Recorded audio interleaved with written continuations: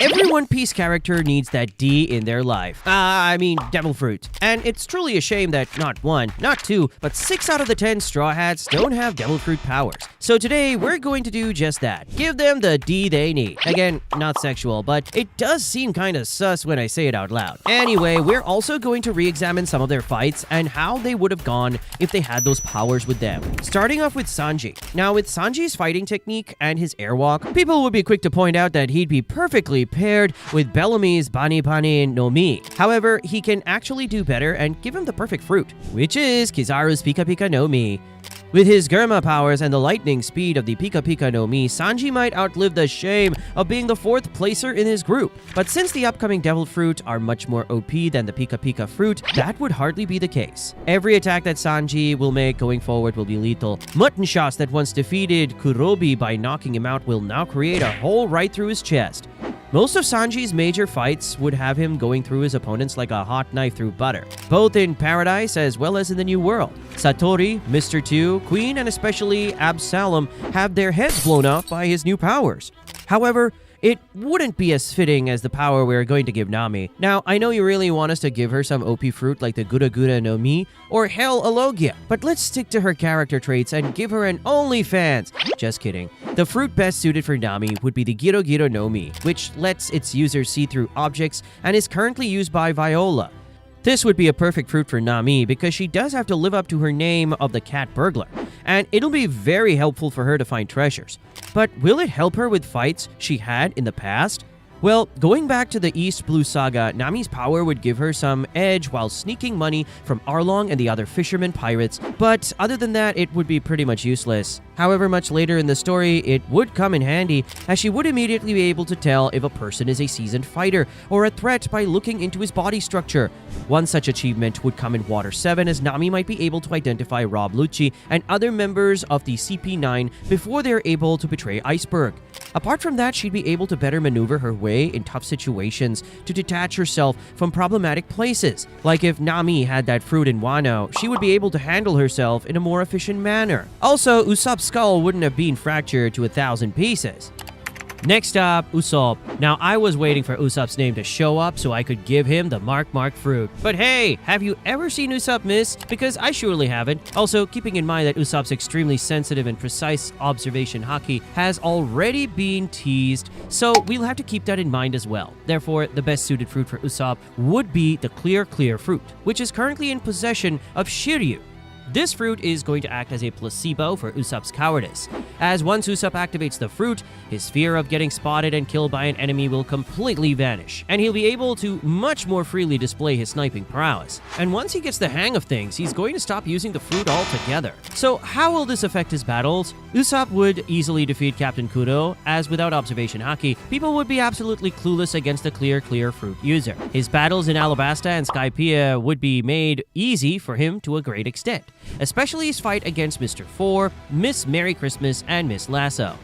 Moving to post-time skip, Usopp would actually be employed in 2 very special positions for the Straw Hats, the Marksman and the Spy. And maybe he might also be the one to stay back with Luffy at Whole Cake Island while Brook went to Wano, as it would be easier for him to steal the Poneglyph. Overall, the Clear fruit would be the best outcome for Usopp. However, he's going to be extremely hated by Sanji every second of the day, because we all know the Clear fruit lies at the center of every perverted dream Sanji ever had.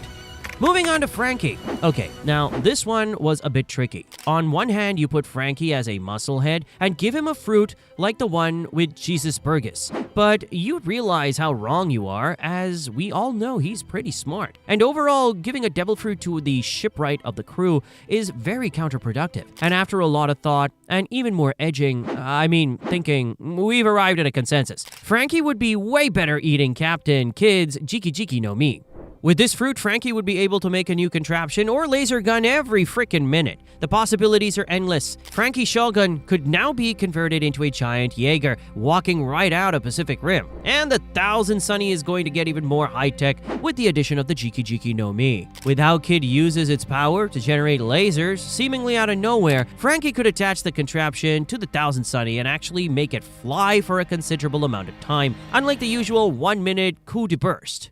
Moving on to his fights, the most notable change would come while battling Oars in the Thriller Bark arc. Frankie might be able to single-handedly go toe-to-toe with the ancient giant and actually beat him if he plays his cards right. He would actually give Rob Lucci and the other members of the CP9 a run for their money, and they might even have to gang up on him just to take him down. And coupled with the looming threat of Luffy's new gears, the fight would start and end right at Water 7, and we'd never get Eni's lobby arc.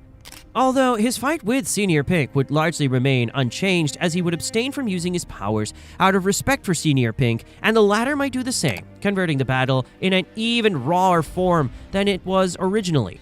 And once again, defeating Sasaki and Wano would be like snatching candy from a kid, given he'll annihilate him with a single beam. Speaking of annihilation, do we want to give Jinbe a devil fruit? Of course we do, but let's make some things clear. There are very selective fruits in One Piece world that would be a good trade-off for Jinbe losing his water powers, as he's almost like a water Logia user when he's under the sea. So this limits our options drastically. But fear not, we have actually decided a fruit based not on his ability as a fisherman, but as the helmsman of the Straw Hat Pirates. The best fruit for Jinbe would be the Gura Gura no Mi, or the Tremor Tremor fruit, formerly held by Whitebeard and currently by Blackbeard.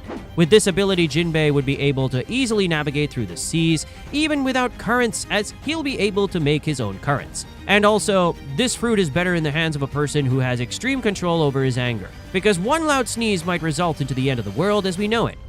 Moving on to his fights, Jinbe, as we all know, had a draw with Ace when he fought him for 5 straight days. But with the power of this fruit mixed in with some haki, he could be able to take down Ace in 5 minutes, as the fruit's serious threat makes Jinbe at least a near Yonko level character. So yeah, instead of giving Big Mom back her sake cup, Jinbe is just going to throw her directly into the sea with his raging fist. The following fight against Who's Who would be a breeze as well, because let's be honest, who is he anyways? And finally, the one you've been waiting for the whole video, the beloved swordsman, Zoro. Now, we didn't have to think much of it, as Oda had already answered this in an SBS that he would give Zoro the fish fruit model Azure Dragon, but he'd have one of his swords eat it. So yeah, this pushed us into a dilemma. However, while researching for this, we also figured that Zoro would benefit a lot from Buggy's Chop Chop fruit, as he would literally become immune to swordsmen. Or Nico Robin's Hana Hana no Mi would be even better, as he'd finally be able to complete his dream of using the 100 sword style. But nah, we're going to make him eat the dragon fruit, because it suits the Shimotsuki lineage, which Oda would definitely use later in the series. Zoro would use the hybrid form of the fruit more, as just like Kaido, he'd fight with his sword and savor the battle, instead of just raining fire from above. His moves would become more refined, and his swordsmanship would improve.